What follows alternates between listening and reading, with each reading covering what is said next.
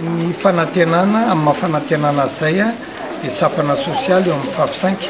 Ny fahafisainka dia miaraka ao amin'ny solombavambahoaka mapara tenako moa zany mapara dia miaraka amin'ny président Rajoelina.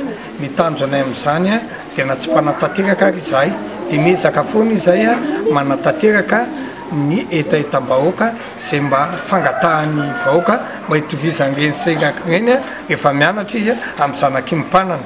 Ny tanjona amin'izany moa dia tsy ninona fa mba kely ny andohan'ireo ankizy ireo dia lehibe indrindra koa no hiafarany. Ankoatran'izay zany dia mitohatra ny hetsika sosialy ataonay ka efa tsy ho ela zany dia hitsangana ny pompy bassin ary fampidirana rano ho anara-penitra le fanasana fiara eo ankirana Akatindramamy satria raha fotokozan'olona izy ireny. Ankoatran'izay dia miezaka hatrany izahay manampy ny anelakelan-trano rehetrarehetrany fa satatra mbavarany foana izao fa manetsabe mbola manaraka ihany.